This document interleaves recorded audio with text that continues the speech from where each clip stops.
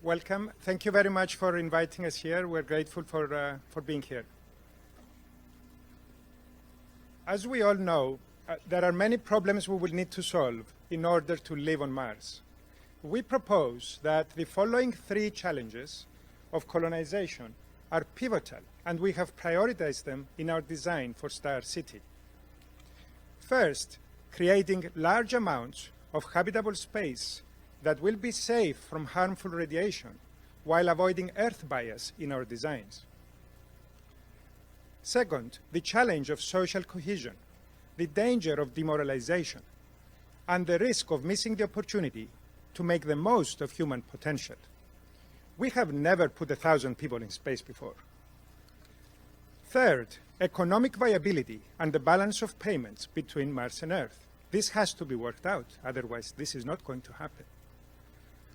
We propose that the key to solve all of these is to send large fleets of starships to Mars, just as Wernher von Braun would have wanted it.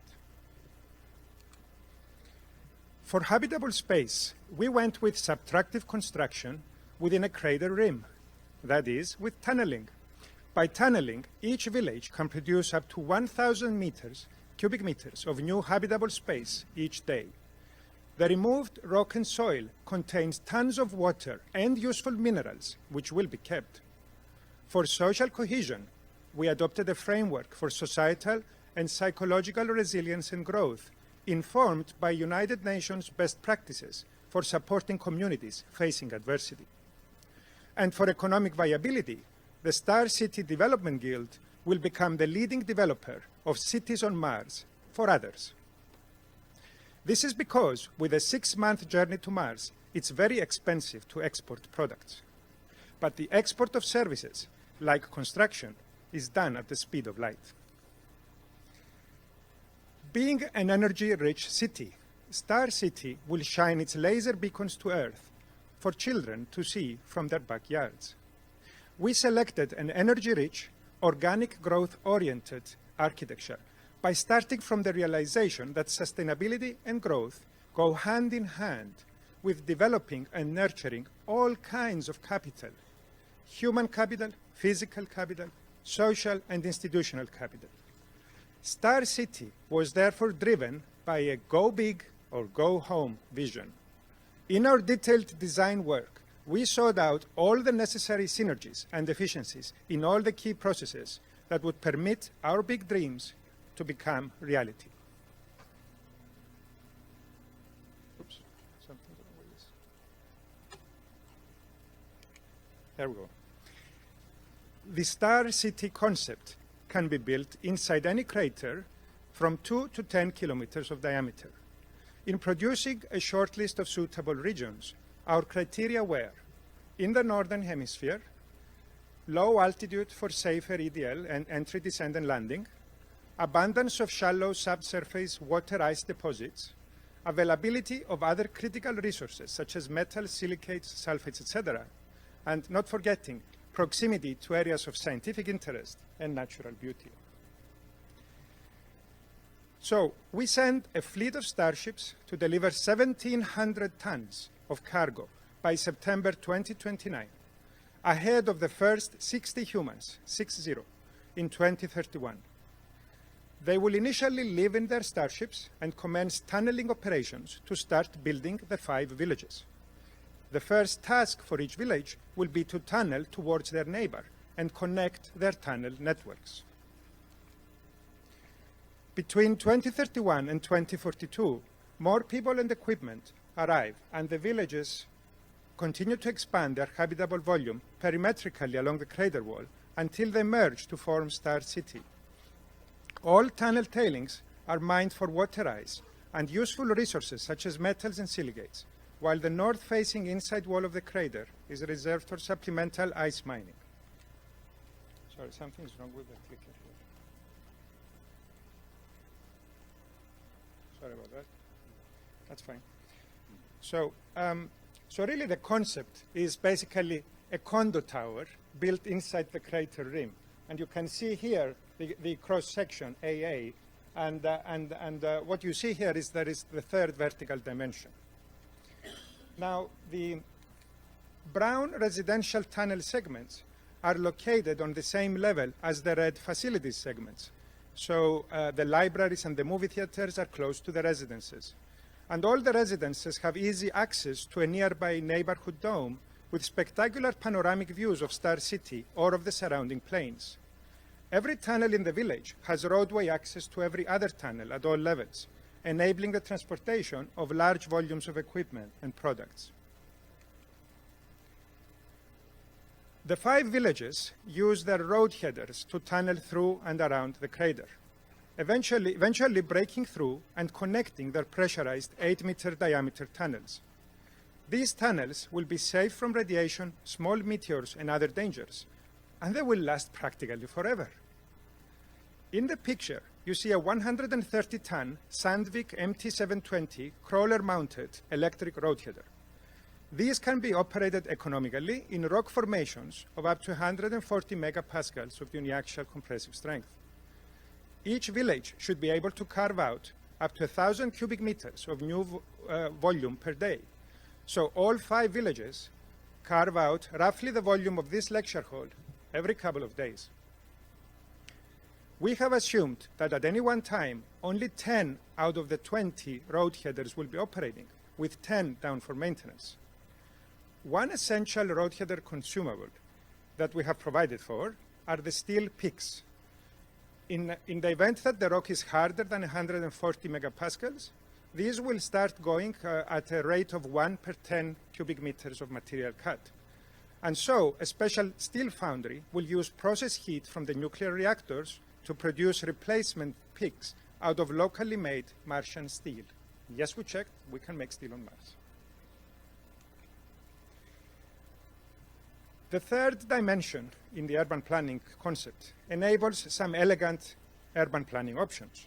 For example, the residential tunnels can be situated directly above the farm and industry tunnels.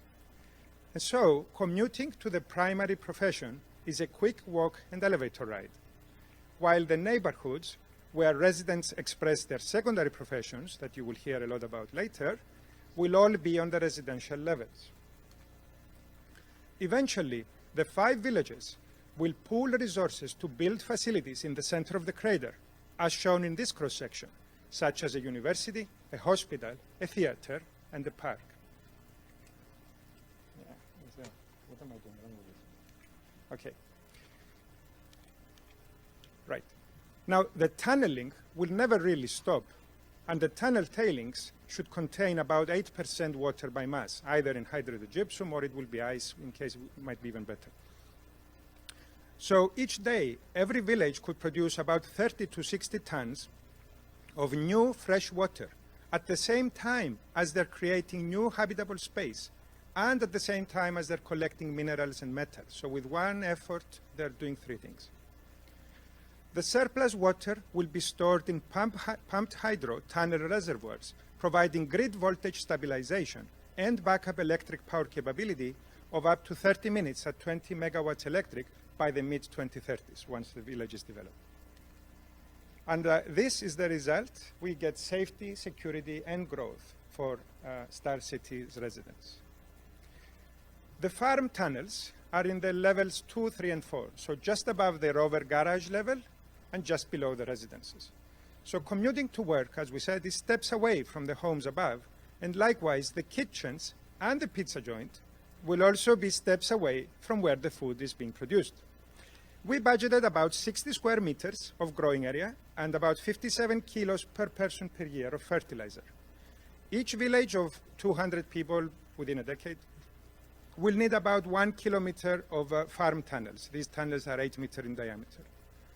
The farms will also produce fish, chicken, and eggs, contributing to a balanced diet for Star City's residents. The private residences contain artificial skylights that faithfully recreate the entire solar spectrum and intensity in real time. Outdoors photometers and spectrometers measure the ambient solar light at Star City's location, and the skylights use that data to deliver natural lighting conditions inside the residences. Oops, 1 second. And note here that the staircase leading up to the bedroom on the upper floor has been designed by a Star City artisan to look unique, while at the same time it is easy to produce using a continuous process. Now, the upper floor is the private space, in contrast to the lower floor, where the house occupants can host their friends and guests. And at ground level, the pressurized tunnel network ends at docking ports, leading with shirt sleeve access directly to rovers parked in the rover garages. And an unexplored planet awaits. And with that, I would like to hand over to Dr. Alexandros Lordos. Thank you, George. Let's see how this works. So, okay, thank you. Let's turn our attention to the humans who will live in Star City. How can we go beyond the socio-cultural limitations of a mere scientific outpost? Because really, that's what we know how to do so far in space. We don't really know how to have a community in space, just scientific outposts. To instead start a fully fledged human society on what will become humanity's second home. So we have drawn on cumulative insights from the social sciences, as well as our own experience working with the United Nations to rebuild social cohesion in challenged communities, to identify core elements of the human condition that will be relevant for socioeconomic development on Mars. Humans are not perfect, but can learn and grow. So we shouldn't really be perfectionist about who we send there, but we should really think about how we will help them learn from their experience. Humans pursue psychological and physical well-being in adaptive and maladaptive ways. Humans can be resilient in the face of various types of adversities. Yeah? We don't need to pamper them. We need to help them deal with things. Humans affiliate and organize themselves in group. If we just homogenize everything, it won't work. They will form groups anyway. Humans have multi-layered identities. They're not just members of their families or members of their ethnic groups or members of their professional groups or members of the colony. They're all these things at the same time. Humans establish institutions to govern their collective affairs, and this can help them or hinder them in the longer term, depending on the quality of the institutions they establish. And finally, humans have aesthetic, philosophic, and or spiritual needs, and these also need to be addressed. So we need to keep all these in mind, since each can go wrong if unattended, leading to system-wide dysfunction. For instance, people can deal with adversities by drawing upon their skills and further cultivating networks of solidarity. But sometimes people deal with adversity and crisis by shutting themselves off and becoming apathetic, or by adopting dominant and authoritarian problem-solving strategies. A lot can go wrong when we try to start a semi-closed social system of 1,000 persons on another planet if we don't build in a nuanced understanding of relevant social and psychological processes. So how will urban design contribute to social cohesion in Star City? The city's physical configuration, comprised of 5 separate villages where distinct professions and cultures can flourish, and a central hub that houses the university, the sports center, the cultural center, and the hospital, as George has mentioned, encourage the development of multi-layered identities, where people experience a sense of intimacy, rootedness, and belonging at the level of their village, combined with the cosmopolitan and creative openness of a diverse and forward-looking technological society. The villages themselves will be richly interconnected through personal bonds of friendship and marriage, through cultural and artistic events, through visiting each other's shops and restaurants, and through shared effort for the thriving of the colony as a whole. Furthermore, since each village will be striving to meet survival challenges in its own unique way, they will each be a source of inspiration for the other, but also a source of support and recovery when things go wrong. For instance, after a crop failure in one village due to pest outbreak or human error, the other villages can help by providing from their food surplus and suggesting better ways to optimize the aquaponic process. You see, we're not trying to solve all the problems here on Earth. We're trying to equip citizens of Mars, citizens of the 5 villages, so that they're resourceful and innovative and come up and troubleshoot whatever problems that they encounter. And what we are establishing here is a template for positive and peaceful intercommunal relations that will hopefully set an early norm for Martian civilization more broadly. Let's focus now on the human residents of Star City. How will they be accultured, educated, and trained to contribute to Star City economy and society? These 1,000 colonists are undoubtedly the most valuable resource we will have on Star City, so we need to think carefully how we empower them. A key variable we need to monitor is the presence of cross-cutting life skills. We know that life skills are, on the one hand, relatively easy to acquire when they're the focus of intervention, but also that failure to acquire them can lead to critical failures in socio-technical systems. For instance, absence of emotion regulation skills can, over years of life adversities, lead to severe mental health problems, while absence of communication and negotiation skills can, over the years, lead to violent conflict. Ensuring that residents of Star City possess these life skills will provide them with agency to make their own responsible choices and meet challenges resiliently, as Matt Damon demonstrated in the recent film that I assume most of us saw.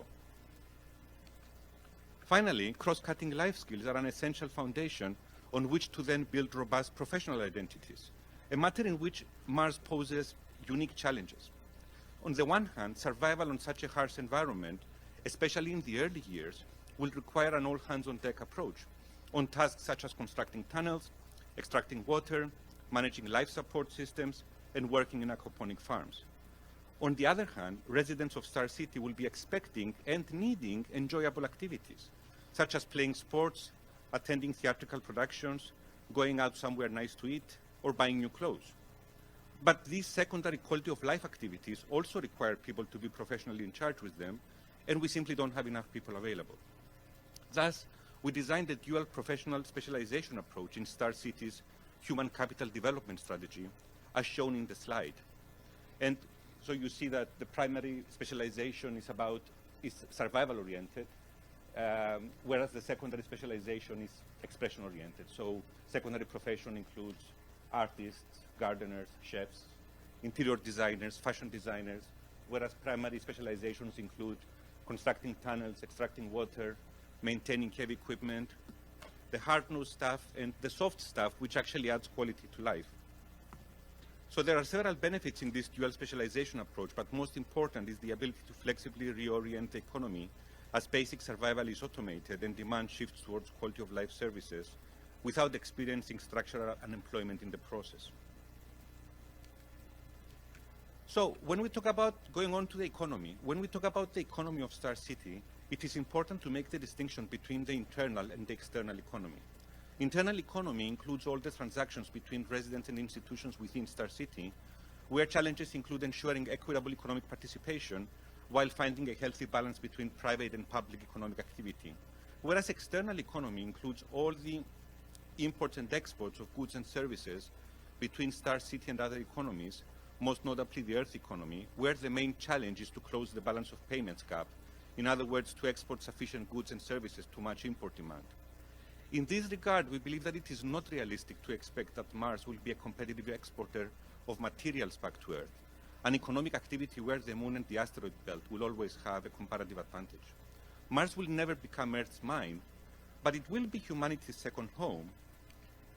And with this in mind, we foresee that in the first decade after Star City's establishment, there will be great demand by second movers, for instance, state actors, who will wish to establish their own cities on Mars. The Star City Development Guide will be eminently suited to meet this demand, both in terms of know-how and equipment, and this should be adequate to close the balance of payments gap, especially in the early years. In the longer term, as we transition to a solar system-wide economy, Star City and other cities on Mars are expected to become major service, tourism, and administration hubs for the outer solar system. Some examples of sustainable economic activities that will be generating additional external income for Star City are shown on this slide. A vibrant internal economy will in turn help ensure that income into Star City from various external services will have a local multiplier effect, translating into equitable economic growth and enhanced quality of life for all. Specifically, we expect that residents will form entrepreneurial initiatives and partnerships on the basis of their secondary specializations to meet a surging demand for quality of life improvements once basic survival challenges have been addressed. So yes, we will end up having pizza joints on Mars. So in a nutshell, we expect that Star City will begin to repay investors primarily from construction income by the late 2030s. However, the net present value of Star City is negative USD 5.7 billion, even after discounting future profits, suggesting that public-private partnerships will be needed to encourage initial investment. And a quick word about the governance system. It was not difficult to choose an appropriate governance system for Star City because as a relatively small city-state with highly competent and aware citizens, the Athenian model of participatory democracy seemed to be eminently suitable. So we envision a governing council that will actually be selected by ballot with the citizens deciding on legislative and regulatory frameworks through participation of everyone. As for the justice system, we expect that crime rates will be low, but not zero, so a judicial system will be required, but preferred sentences for those found guilty will focus on community service and direct restitution in accordance with traditional African justice systems and not with the European retributive justice system where we think that the punishment should equal the crime. So let's restrict the freedom of someone because we just can't afford to have people locked up in jail. So if people do need to be securely confined, this will be to prevent further crime or to rehabilitate them. So wrapping up, the vision for Star City does not end with reaching a population of 1,000 residents by 2042. By building Star City into a 5 to 10 kilometer diameter crater, there is enough room for it to continue growing in population, possibly to 10,000 or more in the longer term, as more of the crater rim becomes excavated. At that stage, Star City residents may consider a local terraforming of the whole crater by placing it all under a dome and flooding the basin to create an inner lake. As more such colonies begin to spread across the Martian surface, we will be well on our way towards establishing humanity's second home. Thank you very much.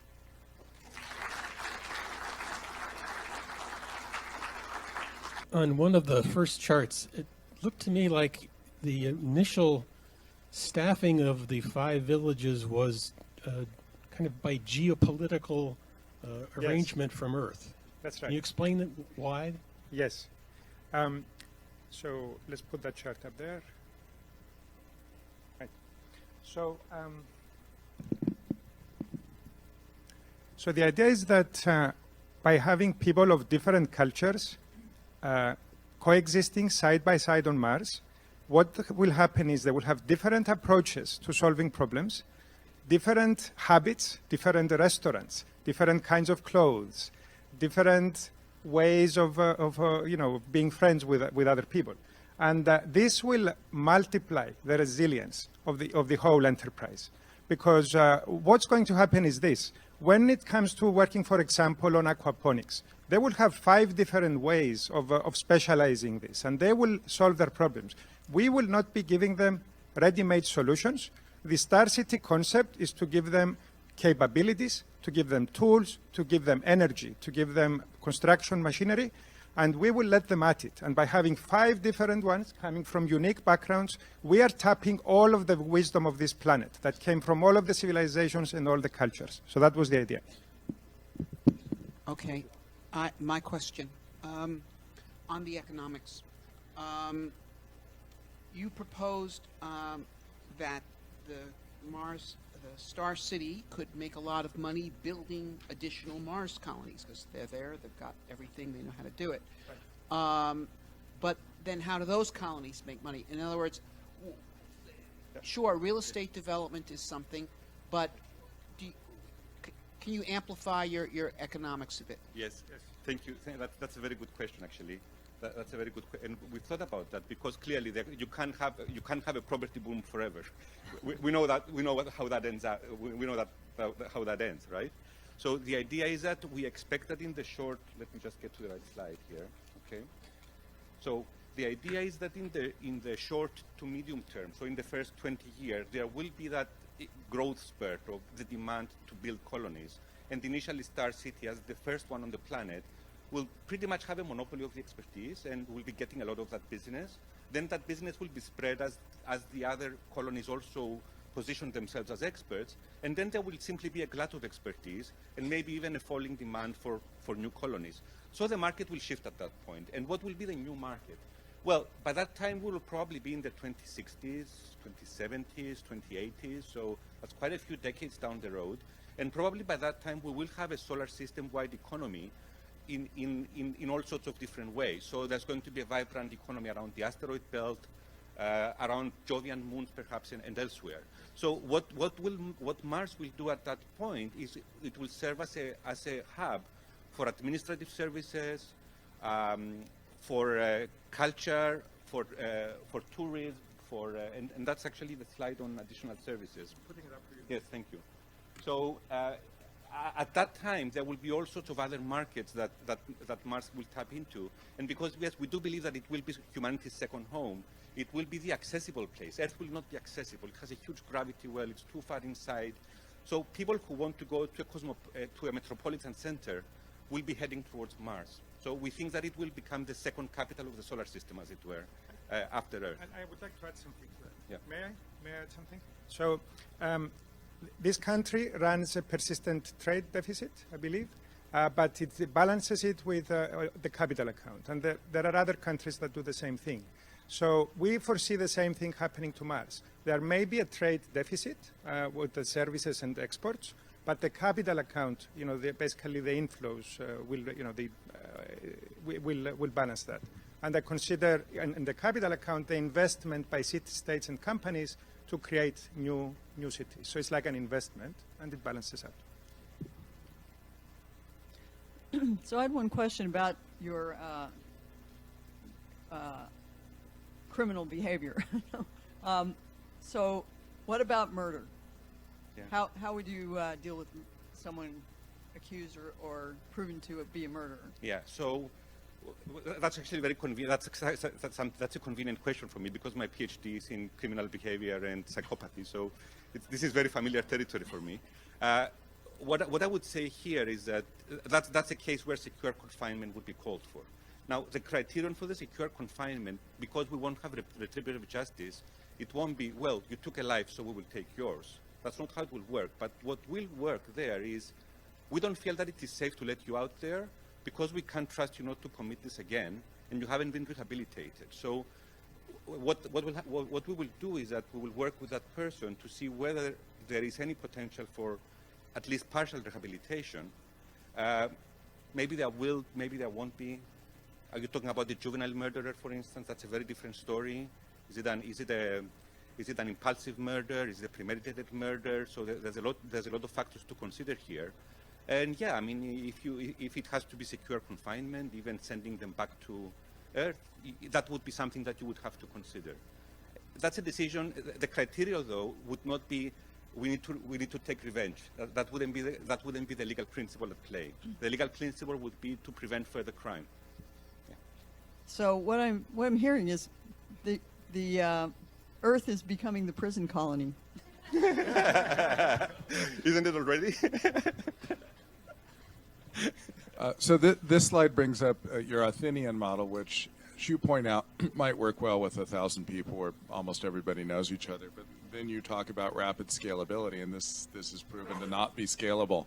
If you don't build in a model that's scalable in a constitution from the beginning, do you just want to see how that evolves, or what were your thoughts? No, I think that's a good point, actually. And I think that's something that we will have to wait and see. And to what extent participatory, so for instance, if the community, if the colony grows a lot, and it's 10,000, then basically you have the original villages being the size, the expanded villages being the size of the original colony, then maybe participatory democracy will work better at the level of the village. So then it will be a village of 2,000 people. That's actually the scale where inclusive governance works on Earth as well. Yeah, so that's when we try it usually, when we have about up to 2,000 or 3,000 people. And then you would have some kind of representative system at the colony-wide level. It wouldn't work with 10,000 people. Okay, that's going to end our questions. This is a big round of appreciation.